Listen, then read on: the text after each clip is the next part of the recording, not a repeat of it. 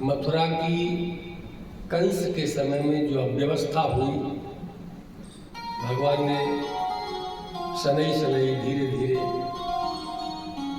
जो बाहर चले गए थे लोग कंस के भय से मथुरा छोड़ करके, ब्राह्मण क्षत्रिय यदुवंशी लोग, उन सबको बुला करके मथुरा में भगवान ने पुनः प्रतिष्ठित किया। उसके बाद एक दिन अक्रूर जी से एकांत में भगवान ने निवेदन किया, काका जी आप हस्तिनापुर चले जाओ, वहां हमारी बुआ जी के लड़के रहते हैं, उनकी खबर लेकर के आओ। उनके साथ उनके पिता नहीं होते, तो उनके ताऊजी जो धृतराष्ट्र महाराज हैं वो किस तरह का व्यवहार करते हैं।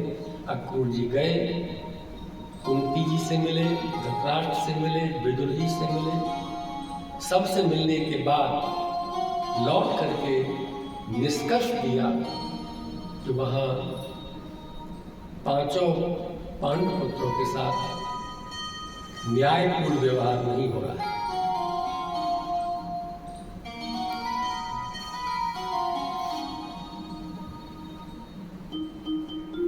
अब देखिए, जिसकी बिटिया को कोई विधवा कर दे, पिता को कष्ट तो होगा।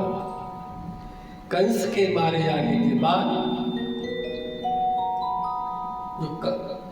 जरासंध की दो पुत्रियां हैं, अस्ति और प्राप्ति।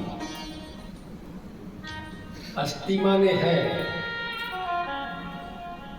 ध्यान रखें इसका अध्यात्म क्या है। जैसे कंस का अर्थ है कम सह, कौन,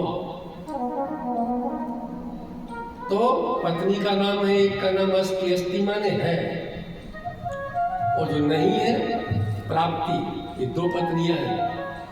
असुर की जीवन की एक ही लीला होती है, एक ही आकांक्षा होती है, इतना तो है और इतना और चाहिए प्राप्त हो। ये दोनों रथ में बैठ करके मगध राज्य के लिए पिता के पास चली गई, जरासंध के पास। जरासंध ने अपने अनुगत जितने राजा थे उन सबसे पूरी ताकत लगा करके, देखिए महाभारत में तो केवल दोनों पक्षों की सेना मिलाकर 18 अक्षौणी हुई।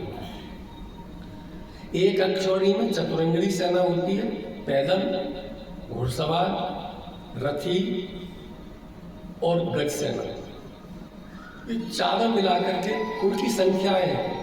एक अक्षौणी सेना का कई लाख में जाकर के परिमाण बनता है। तो दोनों दलों की 7 अक्षौणी सेना पांडव पक्ष में, 11 अक्षौणी सेना कौरव पक्ष में, दोनों मिलाकर के 18 अक्षौणी सेना होगी और 18 ही दिन युद्ध हुआ। लेकिन जरासंध एक बार में, चतुर्मास में युद्ध के कुछ तरीके होते थे, नीतियां हुआ करती थी। चतुर्मास में नदियों में बाढ़ आ जाएगी, सेना पार कैसे उतरेगी, तंबू, टेंट, शिविर लगाने की व्यवस्था सब भंग हो जाएंगी। तो चातुर्मास पूरा करके जरासंध ने अकेले ने उन अनुगत राजाओं के साथ में 23 अक्षौणी सेना एक बार में मथुरा पर आक्रमण करने के लिए।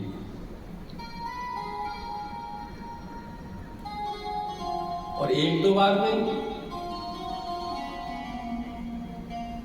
17 बार तो ऐसा आक्रमण किया। पहली बार में जैसे ही आक्रमण हुआ, मथुरा को घेरा, सभी यदुवंशियों ने सभा में बैठ करके मंत्रणा की, क्या करना चाहिए। देखो भगवान ने कहा, नाना जी एक बात है महाराज। हाँ बताइए। बिना भगवान की सहमति के महाराज उग्रसेन कोई कदम नहीं उठाता। बताओ। बोलते कुछ हमारे प्रजा ने तो कुछ बिगाड़ा नहीं है जरासंध का, प्रजा क्यों कष्ट से, और सेना भी बेमतलब बाहर ले जाई जाए। हम दोनों भाई चले जाते हैं तो बैर तो हमसे है ना उसका, जरासंध का, तो बाकी सेना को क्यों खतरे में डाला जाए। अब इससे कोई भी सहमत नहीं हुआ। भाई तुम दोनों अकेले, अभी भगवान की उम्र कितनी है,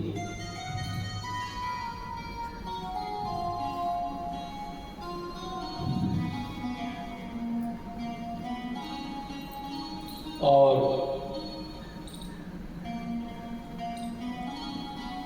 दोनों भाई रथ में बैठ के निकल पड़े। इसके पहले भगवान का उपनयन संस्कार हो चुका है गुरुकुल में। काशी नरेश उस समय कंस के मित्र थे, तो वहां पर जो सांदीपन ऋषि थे उनको लगा कि कहीं ये ब्राह्मण और संतों पर आक्रमण न करे, क्योंकि कंस का मित्र है, असुर का मित्र असुर ही होगा। तो इसलिए उन्होंने काशी छोड़ दी, विश्वनाथ के चरणों को छोड़ा और महाकाल की शरण में पहुंचे उज्जैन, अवंतिका। उज्जैन में भगवान श्री कृष्ण की बुआ जी भी है, उज्जैन के महाराज की। वहां गुरुगृह पढ़ने गए यदुराई, अल्पकाल विद्या सब पाई।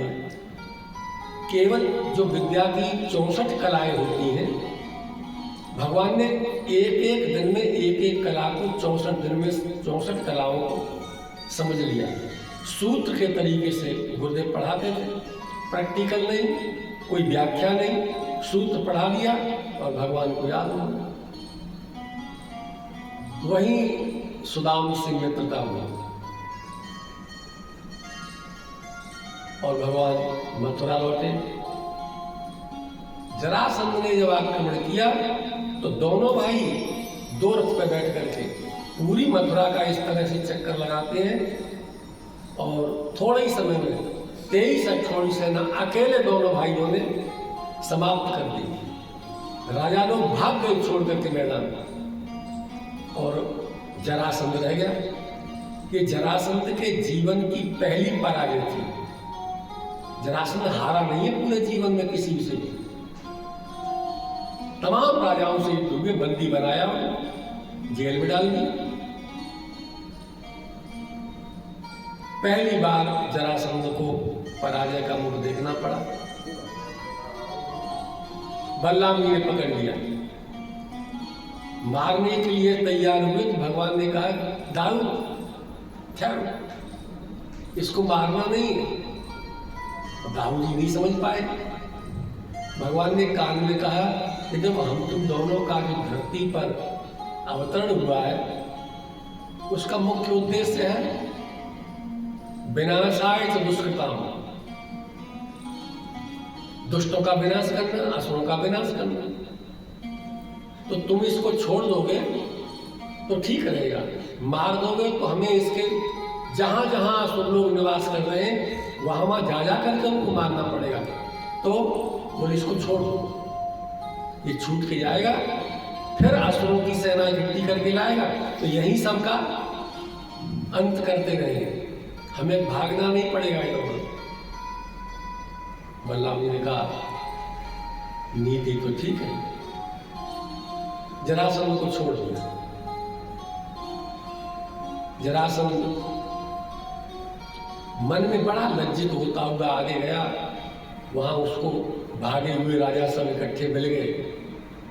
जरासंध ने कहा मैं मगध नहीं जाऊंगा,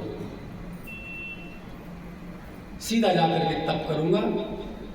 जीवन में पहली पराजय का स्वाद चखा। राजाओं ने समझाया, अरे महाराज आप तो एक बार में हारे, हम तो यार कितनी बार हार चुके, तब भी हिम्मत नहीं छोड़ी, धैर्य बनाया। लौट करके मगध आए। एक साल में एक बार आक्रमण होता है, बाकी समय में सेना इकट्ठी करते हैं, हथियार बनाते हैं, रथ बनाते हैं, घोड़े खरीदते हैं, सेना की व्यवस्था करते हैं। और चातुर्मास पूरा होते ही प्रस्थान कर देते हैं मथुरा के लोग। 17 बार आक्रमण किया और 17 बार हारा भगवान से। अंतिम में जरासंध